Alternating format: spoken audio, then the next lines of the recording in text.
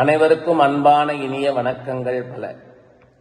பங்கு பேச்சுங்கிற தலைப்பில் நாம் தினமும் ஒன்றோ இரண்டோ அல்லது அதற்கு மேலான பதிவுகளை போட்டுட்டு வரோம். பங்கு சந்தையினுடைய ஏற்ற இறக்கங்கள், அதனுடைய தாக்கங்கள், அதை பற்றி விரிவாக பேசிட்டு வரோம். எந்தெந்த காரணிகள்னால பங்கு சந்தை ஏறி இருக்கு, எதனால பங்கு சந்தை பாதிப்படைஞ்சிருக்குங்கிறத ஒவ்வொரு நாளும் நம்ம சொல்லிட்டு வரோம்.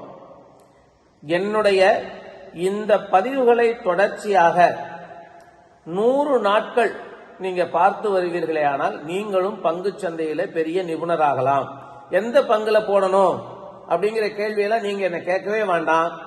உங்களுக்கே நல்லா தெரிஞ்சிடும் இந்த பங்குல போட்டா லாபம் அடையலாமா இல்லையா. அதுதான் என் நோக்கம். உங்கள் அனைவரையும் பங்குச்சந்தை நிபுணர்களாக மாற்றுவதுதான் என் நோக்கம். அதனால தொடர்ச்சியாக இந்த காணொலிகளை கண்டு கேட்டு இன்புற்று பயன்பெற வேண்டுமாய் கேட்டுக்கொள்கிறேன். இப்போ நம்ம நாட்டினுடைய ஜிஎஸ்டி 2 லட்சம் கோடிக்கு மேல அப்படிங்கக்கூடிய அருமையான ஒரு முடிவு வெளியிடப்பட்டது.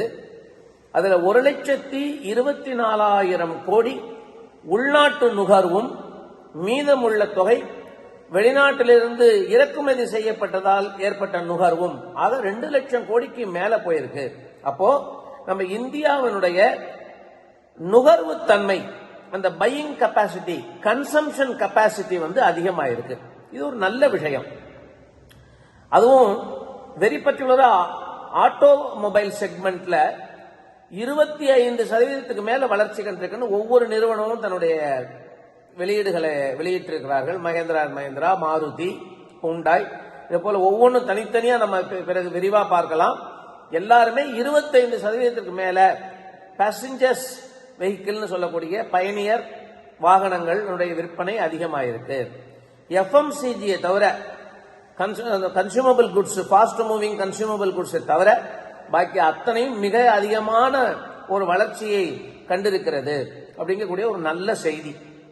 இதன் அடிப்படையில் தான் கடந்த 2-3 நாட்களாக பங்குச்சந்தையில் ஒரு ஏற்றம் பெற்று நிப்டி தன்னுடைய வரலாற்று உச்சத்தை அடைந்து உள்ளது. 26,328 புள்ளியில முடிவடைஞ்சிருக்கு. இப்போ வெள்ளிக்கிழமை அன்னைக்கு முடிஞ்ச இந்த பங்கு சந்தையினுடைய நிலைமை வரக்கூடிய திங்கட்கிழமையிலும் தொடருமா? ஏற்றம் ஒவ்வொரு நாளும் ஏற்றம் கண்டு கொண்டே இருக்குமா? ஏற்றத்தில் தேக்கம் ஏற்படுமா? ஏற்றத்தில் இரக்கம் ஏற்படுமா? அந்த கேள்விக்கான பதில் தான் இந்த காணொலி. பிஎம்ஐன்னு ஒரு இண்டெக்ஸ் இருக்கு, பர்ச்சேஸ் மேனேஜர்ஸ் இண்டெக்ஸ் பேர் இருக்கு. இது என்னன்னா, ஒரு வணிக நிறுவனத்தினுடைய பர்ச்சேஸ் மேனேஜர் இருக்காளோ இல்லையோ, அவள்கிட்ட ஒரு தகவல்களை தெரிவிக்கிறது. ஹெச்எஸ்பிசி தான் இதை இன்டகிரேட் பண்றா. இந்த தகவலை ஒவ்வொரு நிறுவனத்துக்கிட்டையும் உங்களுடைய ஒட்டுமொத்த பர்ச்சேஸ் கொள்முதல் எவ்வளவு, உங்ககிட்ட இருந்து யாரு கொள்முதல் பண்றா, 2 தகவலையும் சேர்த்ததுதான் இந்த பர்ச்சேஸ் மேனேஜர்ஸ் இண்டெக்ஸ். இப்படியாக இந்தியாவில் இருக்கக்கூடிய அனைத்து தொழில் வணிக நிறுவனங்களினுடைய பர்ச்சேஸ் மேனேஜர்ஸ் தொகுத்த அந்த இன்ஃபர்மேஷனை வச்சுண்டு, அந்த தகவல்களை வச்சுண்டு வெளியிடக்கூடிய ஒரு குறியீட்டிற்கு பிஎம்ஐன்னு சொல்லுவா. பர்ச்சேஸ் மேனேஜர்ஸ் இண்டெக்ஸ் பேரு. அதனுடைய குறியீடு 55 அப்படின்னு வந்திருக்கு. இந்த 55ங்கிறது எதை குறிக்கிறதுனா, ஒரு மந்த நிலையை குறிக்கிறது. வீழ்ச்சியும் இல்ல, பெரிய வளர்ச்சியும் இல்லை. 2 லட்சம் கோடி ஜிஎஸ்டி கட்டக்கூடிய நம்ம நாட்டில் இந்த பர்ச்சேஸ் மேனேஜர்ஸ் இண்டெக்ஸ் ஏன் தேக்க நிலை இருக்குன்னா, ஏற்றுமதி அந்த அளவுக்கு இல்லை. உள்நாட்டு நுகர்வு அதிகமாக இருக்கக்கூடிய அளவுக்கு உள்நாட்டு பொருட்கள் வெளிநாட்டுக்கு ஏற்றுமதி ஆவதில் சில தாமதங்களும் சில தயக்கங்களும் இருக்கு அப்படிங்கறதா இந்த பிஎம்ஐ இண்டெக்ஸ் காட்டுறது. அதனால வர திங்கட்கிழமை அன்னைக்குல இருந்து வரக்கூடிய வாரத்துல அப்படியே பங்குச்சந்தை கிடுகிடுன்னு மேல ஏறும்னு எதிர்பார்க்க வேண்டாம். மந்தமாக மெதுவாக ஏறலாம். ஆனா வீழ்ச்சி இருக்காதுன்னா எல்லா நிபுணர்களும் சொல்றா. நிச்சயமா வளர்ச்சியானது ஒரு துரித கதியில இல்லாமல் ஒரு நிதானமான வளர்ச்சி இருக்கும். ஏன்னா இந்த பிஎம்ஐ இண்டெக்ஸ் அந்த மாதிரி இருக்கு. இதுதான் நாளைக்கு எதிரொலிக்கிறதுக்கான வாய்ப்புகள் அதிகம். இது ஜனவரி 5ஆம் தேதி அன்னைக்கு இதே பிஎம்ஐ பர்ச்சேஸ் மேனேஜர்ஸ் இண்டெக்ஸ் வந்து அமெரிக்க நாட்டினுடைய பிஎம்ஐ என்னன்னு இப்ப நாளைக்கு சொல்ல போறான். அமெரிக்காவில் பெல் அடிச்சதுன்னா இந்த உலகத்தில் இருக்கிற அத்தனை நாட்டுக்கும் அதனுடைய சத்தம் கேட்கும். அதிகாரம் ஒரே இடத்தில் குவிக்கப்பட்டிருந்தால் ஆபத்து இதுதான். அமெரிக்கா நினைச்சா யார் மேலேயும் படையெடுக்கலாம். அமெரிக்கா நினைச்சா யார் மேலேயும் பொருளாதார தடையை ஏற்படுத்தலாம். அமெரிக்கா நினைச்சா எந்த ஒரு தாக்கத்தையும் மற்ற நாடுகளின் மீதும் மற்ற சந்தைகளின் மீதும் ஏற்படுத்தலாம் கூடிய ஒரு அசாதாரணமான ஒரு காலத்துல தான் நம்ம வாழ்ந்துட்டு இருக்கோம். நாளைக்கு அமெரிக்க நிறுவனங்களின் பிஎம்ஐ வெளியில வரப்போறது, பர்ச்சேஸ் மேனேஜர்ஸ் இண்டெக்ஸ் வெளியில வரப்போறது. அதனுடைய தாக்கம் நமது பங்கு சந்தையில் நாளைய மறுதினம் இருக்கும். ஏன்னா நாளைக்கு ராத்திரி தான் அவளுக்கு பகல், நம்மளுடைய ராத்திரி நாளைக்கு நமக்கு மார்க்கெட்லாம் முடிஞ்சிரும். அதுக்கப்புறம் இரவு 11 மணி அளவில் அவளுடைய பிஎம்ஐ இண்டெக்ஸ் வெளியிடப்படும். அதனுடைய தாக்கமானது செவ்வாய்க்கிழமை என்று நமக்கு கிடைப்பதற்கு வாய்ப்புகள் உண்டு. சரி, அந்த செவ்வாய்க்கிழமைக்கு இன்னொரு தாக்கமும் இருக்கு. நமது நாட்டினுடைய இறுதி முடிவுகள், பிஎம்ஐனுடைய இறுதி முடிவு, பர்ச்சேஸ் மேனேஜர்ஸ் இண்டெக்ஸினுடைய ஃபைனல் ரிசல்ட், அது செவ்வாய்க்கிழமை தான் வரும்.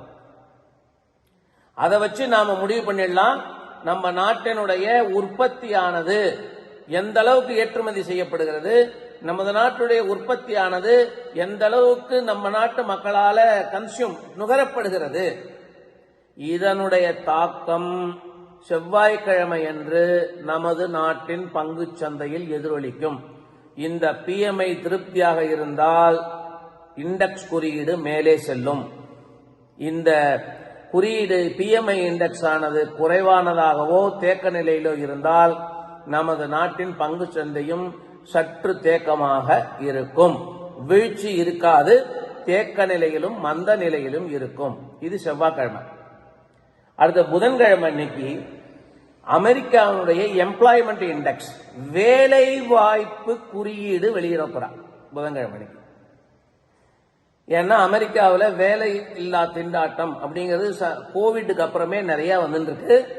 பெரிய அளவில் பயப்பட அளவுக்கு இல்லைனாலும் வேலை இல்லா திண்டாட்டத்தினுடைய அந்த சதவிகிதம் உயர்வா தான் இருந்தது. இப்ப சமீப காலத்துல சிற்ற முன்னேற்றம் ஏற்பட்டிருக்குன்னு சொல்றா. நம்ப தகுந்த தகவல் நாளன்னைக்கு வர புதன்கிழமை தான் தெரியும். அமெரிக்காவினுடைய வேலை வாய்ப்பு தன்மை, அமெரிக்காவில் வேலை வாய்ப்பு தன்மைக்கு இந்தியாவுக்கு என்ன பிரச்சனைனா, அமெரிக்காவில் வேலை வாய்ப்பானது அமெரிக்கர்களுக்கு முக்கியத்துவம் கொடுப்பார்கள். அப்ப அவர்களுக்கே வேலை வாய்ப்பு இல்லைன்னா வெளிநாட்டு நிபுணர்களை வேலைக்கு அழைத்து செல்வதில் தேக்கம் ஏற்படலாம் அல்லது நிறுத்தம் ஏற்படலாம். அதனால் அதனுடைய எதிரொலியானது நமது நாட்டிலும் ஒலிக்கலாம். அதனுடைய விளைவு நம்ம நாட்டிலையும் ஏற்படும். என்ன காரணம்னா, நம்ம நாட்டினுடைய மிக முக்கியமான மென்பொருள் துறை, சாப்ட்வேர் நிறுவனங்கள், பல நிறுவனங்கள் அமெரிக்காவிலையும் இருக்கு. இன்போசிஸ் இருக்கு, டிசிஎஸ் இருக்கு, HCL இருக்கு. இந்த வேலையில்லா திண்டாட்டம், வேலை வாய்ப்பு குறியீடானது அங்க எதிரொலிச்சா அதனுடைய தாக்கம் இந்தியாவிலும் வரும். இது புதன்கிழமை. வரக்கூடிய வியாழக்கிழமை ஜனவரி 8ஆம் தேதி அன்னைக்கு அமெரிக்காவினுடைய வேலை இழப்புக்கான குறியீடு வெளியிட போறார். வேலை இழப்பு, எவ்வளவு பேருக்கு வேலை இழப்பு ஏற்படுகிறது, அமெரிக்காவில் வேலை இழப்பு ஏற்பட அதனுடைய தாக்கம் இந்தியாவிலையும் இருக்கும். ஆக வேலை இழப்பு குறியீட்டினுடைய தாக்கம் வியாழக்கிழமை என்ற சந்தையிலும் எதிரொலிக்கும். வெள்ளிக்கிழமை அன்னைக்கு நம்ம நாட்டினுடைய ரிசர்வ் பேங்க் ஆஃப் இந்தியா, நம்ம நாட்டினுடைய ரிசர்வ் வங்கியானது தன்னிடம் உள்ள வைப்பு நிதி, கடன், இது போன்ற முக்கிய தரவுகளை வெளியிட இருக்கிறார்கள். வர வெள்ளிக்கிழமை அன்னைக்கு ரிசர்வ் பேங்க் வைப்பு நிதி சம்பந்தமாகவும் கடன் சம்பந்தமாகவும் உள்ள செய்திகளை வெளியிட இருக்கிறார்கள். அதனுடைய தாக்கம் வெள்ளிக்கிழமை அன்னைக்கு அந்த சந்தையில வெளிப்படும்.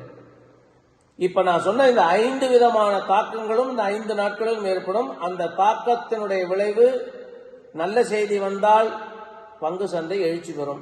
நல்ல செய்தி வரவில்லை என்றால் பங்கு சந்தை தன்னுடைய வளர்ச்சியை குறைத்துக் கொள்ளும். வீழ்ச்சி இல்லைனாலும் வரக்கூடிய வாரத்தில் மந்த நிலையோ அல்லது சற்று கூடுதலான ஒரு ஏற்றமோ பெறுவதற்கான வாய்ப்புகள் உண்டு. இதை மனதில் வச்சு பங்குச்சந்தை முதலீட்டாளர்களும் பங்குச்சந்தையில் ஈடுபட்டுள்ளவர்களும் பயன்பெற வேண்டுமாய் அன்போடு கேட்டுக்கொள்கிறேன். எல்லாம் வல்ல இறைவனை பிரார்த்தனை செய்து கொள்கிறேன். நன்றி, வணக்கம், ஜெய்ஹிந்த்.